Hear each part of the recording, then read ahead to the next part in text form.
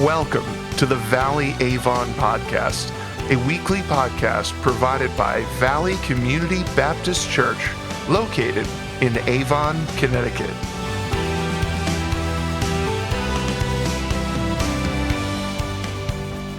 Christianity has made the world a better place. Now, of course, not everyone agrees with me. In fact, Sigmund Freud, the father of psychoanalysis and a philosopher in his own right, called Christianity a mental illness. He wrote about it that it's sweet or bittersweet poison. He called it a neurosis, an intoxicant, childishness to be overcome. Freud was saying that Christianity is a sickness, it's a disease. But the truth of the matter is that Christianity is a cure. Of course, Christianity, the gospel, has the cure for the heart sickness that we have, the sickness of sin and separation from God. But beyond that, Christians have covered the globe with charities, addressing the real needs that people have. And Christians are the ones who have brought health care to people who need health care. You have to ask them, why is that so? Why is it that Christians are so interested in charity and in health care? Well, it's partly because it's the command of the Bible. It's a mandate from God. But beyond that, it is the example that Jesus sets for us. Jesus sets an example of compassion for us. And then Jesus says, go and do that. But it's not just as example. As we discover in our scripture reading today, compassion rises from the very nature of God. You see, Jesus revealed God's compassionate nature. Jesus went to the place where sick people are. In the scripture reading today, you learned that Jesus was in Jerusalem for a feast, and he went to the pool of Bethesda. The pool of Bethesda was located very near the temple in Jerusalem, and it was filled with sick people. In fact, the pool of Bethesda was one of the things that was in the ancient world as close as you got at that time to a hospital. It was what was called an Asclepion. It was a temple to the god Asclepios, the god of healing. Asclepions were built in major population centers, and they were built on or around springs of water. And worshipers of Asclepios, people seeking to be healed, would go to these pools and they would stay by the pools waiting for dreams and visions from Asclepios, or waiting for Asclepios or one of his servants to stir the waters. And then it was told that whoever was first into the water would be healed. The pool of Bethesda in Jerusalem was surrounded by people seeking healing, but this was a pagan place. And Jesus went there to that pagan place. And the Bible tells us that he healed one man who had been lame for 38 years. Jesus looked at him and he said, I command you, rise, get up, take your mat, and go. And the man did. He was healed instantly. He got up, he walked, he took his mat, and he headed on his way. But that led to a controversy about the Sabbath. You see, in the Old Testament, God had told us that we are to keep the Sabbath day holy. In his own example, God created the world in 6 days. And then on the seventh day, he rested. And he declared that day holy, a Sabbath. And he commanded us not to do work on the Sabbath. And traditions had developed up to explain what it meant to not do work on the Sabbath. And it turns out that according to tradition, healing on the Sabbath was work. And it was forbidden. And carrying around a bed that you'd laid on for 38 years, that was work too. And so when this man was healed, the Jewish religious leaders took note. They saw what had happened and they had questions. And then they wondered, who did this? Who healed on the Sabbath? Who is it who commanded someone else to break the Sabbath? And when they discovered that it was Jesus, this caused a rupture between the Jewish religious leaders and Jesus. They concluded he had broken the Sabbath. They concluded that he had commanded another to break the Sabbath. And the rupture with the Jewish religious leaders was growing in intensity as early as John chapter 5.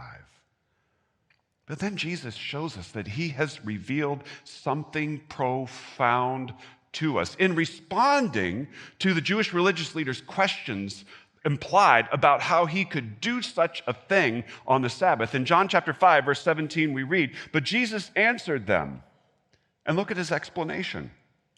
"My Father is working until now, and I am working." It seems simple, but Jesus has actually said something incredibly profound here. He's called God his Father, which that was not necessarily an uncommon thing to do. Jesus is more personal about it than others, but plenty of people thought of God in a fatherly kind of way. My Father is working until now. This was a statement that everyone would have understood in a sense, because it's saying that God is working, he's always been working, and he always will be working. You see, when God rested from his work of creating, he created for 6 days and rested on the Sabbath. He rested from the work of creating. But God couldn't rest from all of the things that he does. God, as creator, still had to sustain creation. If God didn't sustain creation, creation itself would stop. It would grind to a halt, or it would cease to be. So even on the Sabbath, God is sustaining creation. He's causing it to be because that's his nature. He can never stop doing that which is in his nature. The rabbis knew this. Everyone knew this. Everyone agreed about this. God works according to his nature on the Sabbath. There was agreement about that. But then Jesus said something that caused great misunderstanding and division. He said, I am working. And Jesus, in saying, and I am working, equates himself with God the Father. He's saying that I am just like God the Father. I am God in the flesh. He's making an astounding claim here. And the religious leaders recognized this. And to them, it was blasphemy to claim to be equal to God because they assumed Jesus was not equal to God. He was not God in the flesh. And Jesus claimed that he is, and we know that he is. And then he goes on to say, and as I am God in the flesh, I too am working. I too am working. He's claimed to be God. This infuriated the Jewish religious leaders. Look at verse 18. You can see they're furious. But then he says, like God the Father, I am working. I'm doing what is in my nature to do. You see me healing on the Sabbath. Yes, I am healing on the Sabbath. Why? Because it's my nature to heal. I can't stop being me. It's who I am. And Jesus, in saying this, is showing us something profound. He is revealing to us God's very nature. And God's very nature is filled with compassion. We see this back in the Old Testament as well. In the Old Testament, there's an extremely important passage in which God speaks his name to his people. When God speaks his name, he reveals so much about his character, about his being, about his nature. The passage is found in Exodus chapter 34, verse 6. In Exodus 34, 6, the Lord says, his name is this, the Lord, the compassionate and gracious God, slow to anger and abounding in loyal or steadfast love and faithfulness. God says, this is my name. But in saying that this is his name, he's telling us his very nature. And in his very nature is compassion. The word here in Hebrew is rahum. It is God's nature to show rahum. And rahum is a word that is closely related to the Hebrew word for womb. To have rahum is to have an intense feeling, an intense response. It is as if a parent has seen a child and the child is suffering and the parent is moved with a type of intense feeling about the suffering of the child. But to have rahum is not only to have an intense feeling, but it is to intend to act. Again, as a parent, you would decide to take action to meet the need of your child. That's rahum, and it is basic to God's very nature. And to help you understand what rahum looks like, we run into it again in the book of Isaiah the prophet in the Old Testament.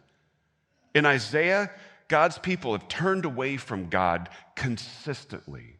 They've worshiped idols, they've sinned, they've done evil. And God says, as a result, there are going to be consequences.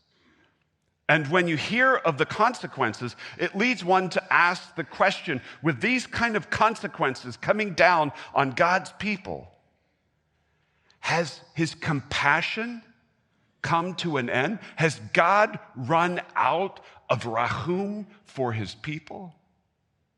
God addresses this question himself in Isaiah chapter 49, verse 15. In speaking about compassion and about himself, he asks a very good question. Can a woman forget her nursing child, that she should have no compassion, no rahum on the son of her womb?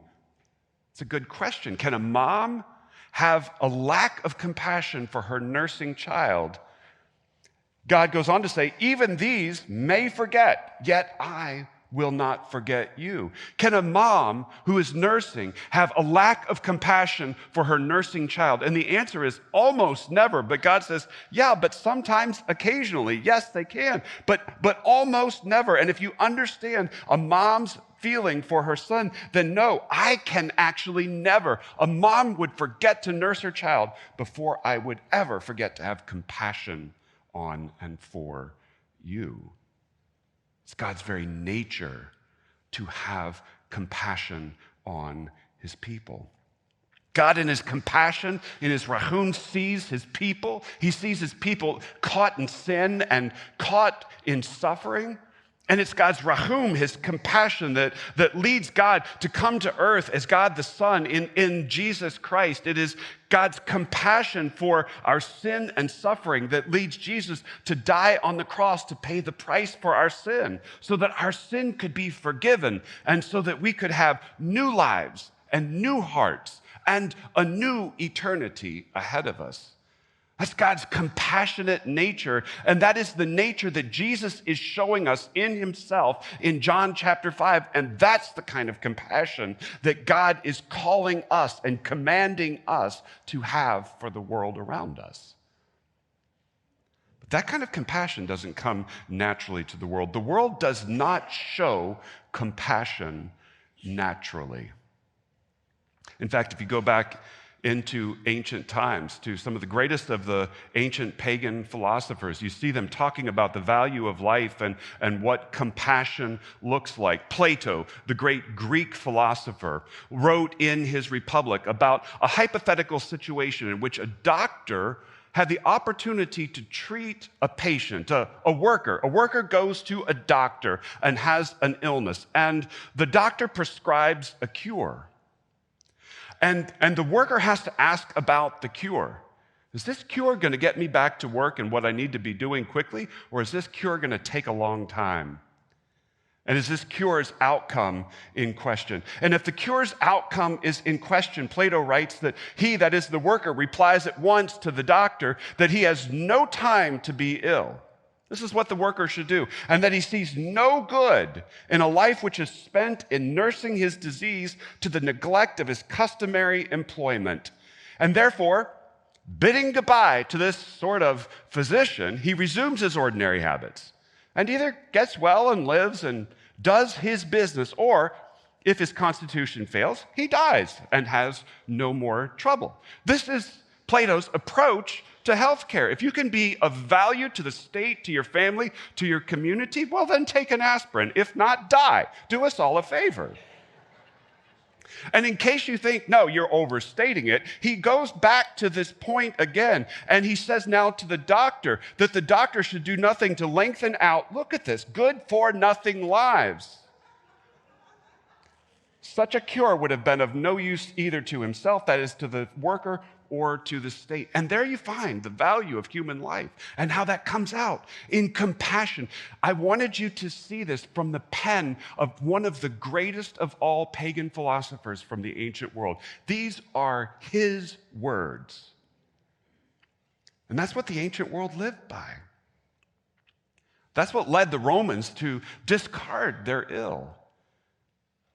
In the 3rd century AD, the Romans faced another plague in the city of Alexandria. And when they faced a plague in Alexandria, they discarded their ill.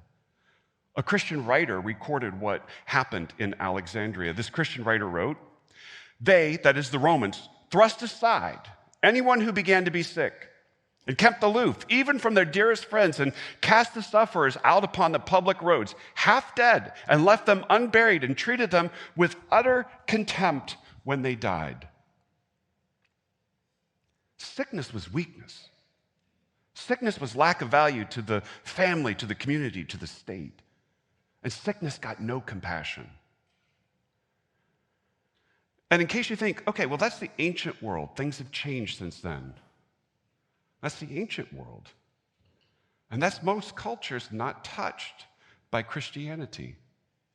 In case you think it's just the ancient world and people far away, the Inuit of North America, the Eskimos, lived in harsh conditions. And because of the harsh conditions, they were frequently exposed to famine, occasionally coming close to and experiencing starvation. And when the Inuit would face famine, they would look around and find the elderly in their midst. And they would say about the elderly that they have no ability to contribute to the upholding of the community in the future. And sometimes the elderly, recognizing that, would commit suicide, as was expected of them. And if they did not, then the Inuit would strangle or stab or abandon them in the cold to freeze to death. And as you think, okay, yes, but that's a long time ago. That was until the 1900s. That was the custom among the Inuit. Because the world has a very difficult time showing compassion. It's not natural to the world to show compassion. But the gospel has made the world a more compassionate place. In Alexandria, when the Romans were throwing away their sick and running out of town, the Christians stayed, as they always did in the Roman Empire. The Christians stayed and they took care of, they nursed their own sick. But in addition to nursing their own sick, when the Romans, the pagans, would leave their sick behind, the Christians would take them into their homes and care for them. The care was basic. They would wet people's heads down who were feverish with cold cloths. They would keep them washed and provide them with good food. They provided the most basic of nursing care. But because they did, the people the Christians were caring for survived in much greater numbers than the pagans did. And when pagans that Christians had cared for recovered, frequently they would become Christians themselves, seeing the value of compassion and the compassion that had been shown to them. And that is part of the way that Christianity grew from being a small minority religion to becoming the majority religion in the Roman Empire by the mid-4th century. Christians changed the world. They changed the ancient world. Christians changed the medieval world as well. In the medieval world, the life expectancy was so low that many children were left as orphans. And Christians took the orphans into their homes and they built orphanages where the children could grow up and get good food and be educated and be prepared for life ahead. Christians were the ones who began building homes so that elderly people had a place to be cared for as they declined in life. Christians are the ones who had a hostel built in every cathedral city across their domain so that people who were traveling had a place to stay and experience hospitality, and those who were ill had a place to go and receive care. It was the beginning of true hospitals. Christians made the medieval world a better place. And Christian compassion has revolutionized and provided for nursing into the modern world. Florence Nightingale is not the first nurse, nor is she the first Christian nurse, far from it. But Florence Nightingale is considered the founder of modern nursing. Nightingale, as a young woman, went across Europe trying to study and learn about what was known about nursing, and she learned a lot. And then, when Great Britain went to war against Russia in the Crimean War, word came back from the front that the British soldiers who had been injured were being put in hospitals, and that conditions in the hospitals were terrible, such that more British soldiers were dying of disease than were dying of their wounds or dying in battle. And the British public was outraged. Florence Nightingale was tapped with a corps of nurses to go and do something about it. And she went to Crimea. And when she got there, she found that conditions were worse than she had suspected. British soldiers were laying in their own waste. The hospital was covered with vermin. And she and her nurses began cleaning the hospital and cleaning the patients and providing a good meal for them to eat. It began to change everything. At night, Florence Nightingale would make her rounds carrying a little lamp, and so she became known as the Lady of the Lamp, or simply as the Angel of Crimea. And after the war, she came back and she institutionalized what she had learned. She wrote down what she'd learned about nursing, and she created institutions where nurses could be trained toward the future. Now, these are all the things that you probably know about Florence Nightingale. What you don't know about Florence Nightingale is her career was motivated by a call she received from God as a young woman to a life of service and compassion. Christians have been making the nursing world a better place. Christian missionaries have been making more places into better places. Rumors are told, things are said, that Western missionaries, particularly in the 19th century, the 1800s, were just agents of Western colonialism.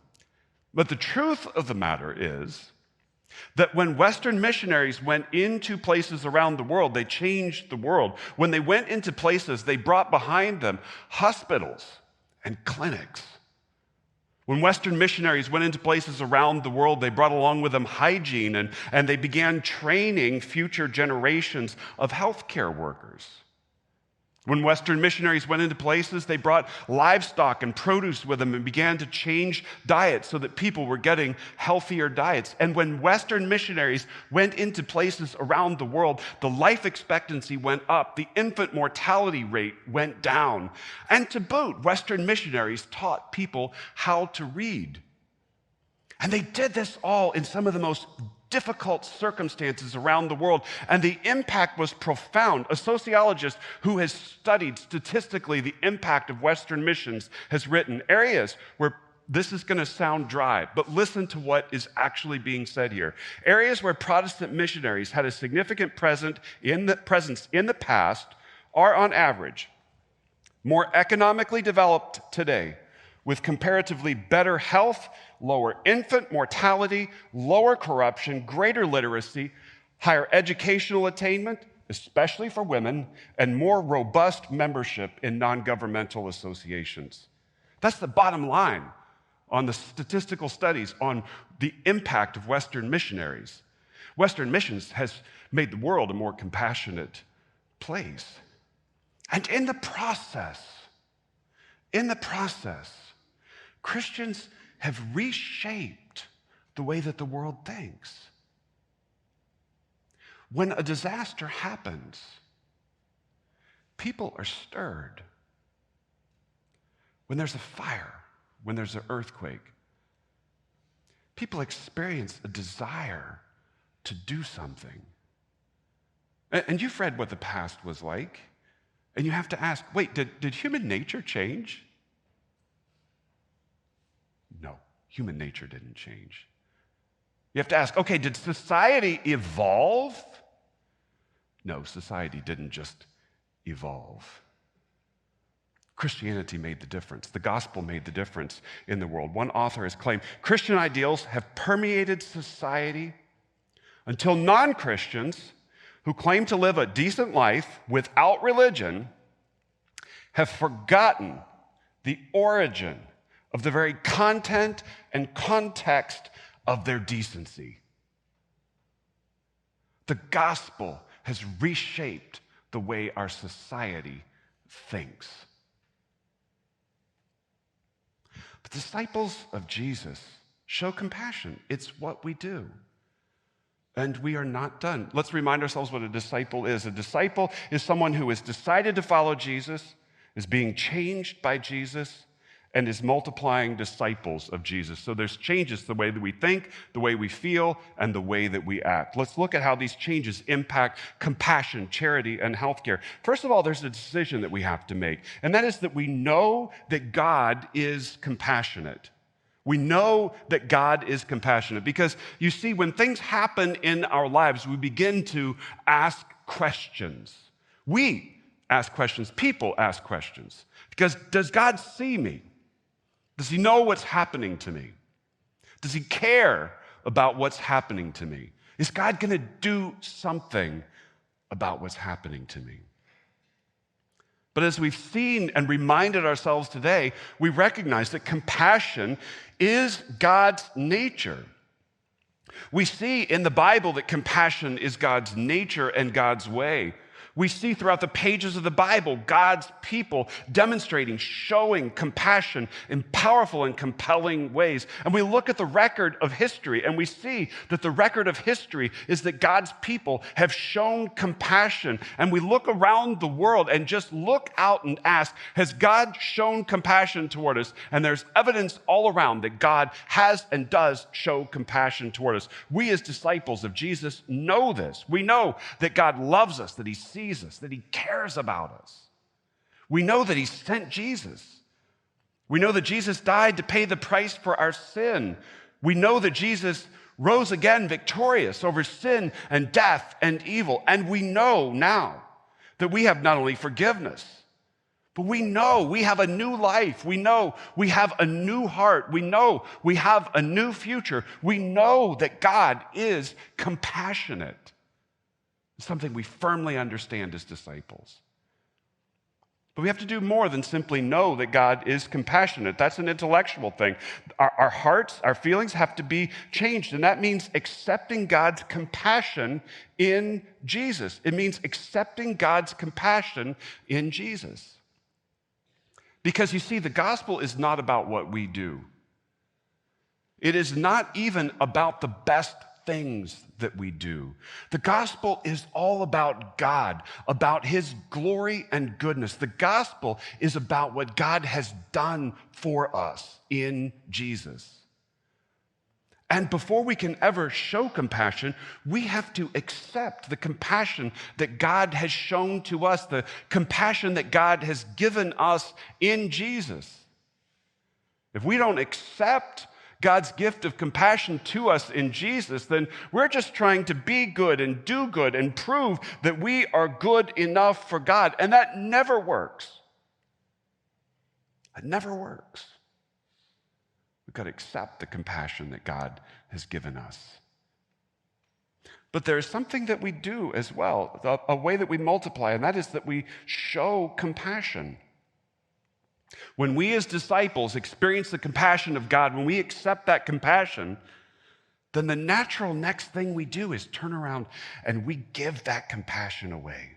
We show compassion as we have been shown compassion by God. It is fundamental to our lifestyle, our blessed lifestyle that we live as disciples. Blessed is an acronym that we attach to a lifestyle that Christians have been living for centuries. You see, as followers of Jesus, we begin with prayer. We pray for others. We listen to them with care. We eat together. We extend hospitality as we have done for centuries throughout the existence of Christianity. And we serve with love. We serve with compassion. We show compassion. And when we do, it leads to the ability to share our story, to share the story of what God has done in us and through us, to share the good news of Jesus Christ with others. Because when we show compassion and serve with love, it opens doors for the gospel. Showing compassion has opened doors for the gospel throughout history. And showing compassion opens doors for the gospel right now. Showing compassion is the genius behind MedSend, one of our world outreach partners. MedSend helps healthcare workers get to places in the world that need healthcare workers. Now, here's an interesting thing that you may not know. Many countries in the world, many places in the world, their doors are closed to Christians, to Christian workers.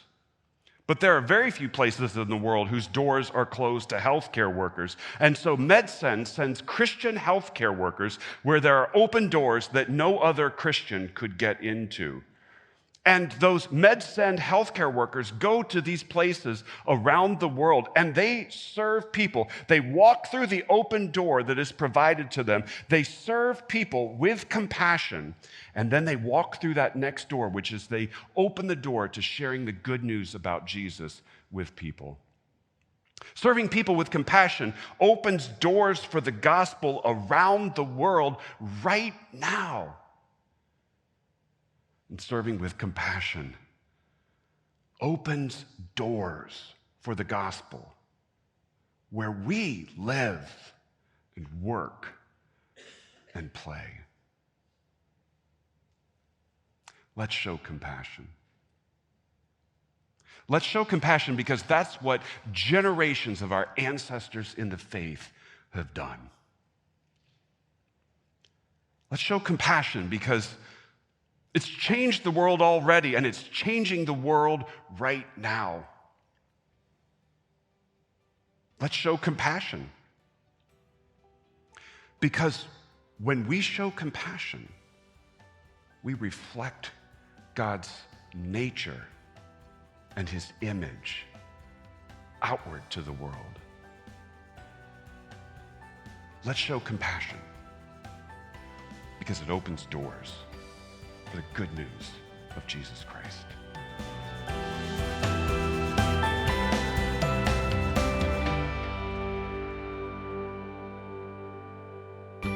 Thank you for joining us for this week's episode of the Valley Avon podcast.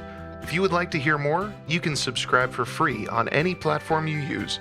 If you would like to visit us in person or would like to submit a prayer request, you can visit us on the web at avon.valleycommunity.cc. From all of us here at Valley Community Baptist Church, thank you for coming and have a blessed week.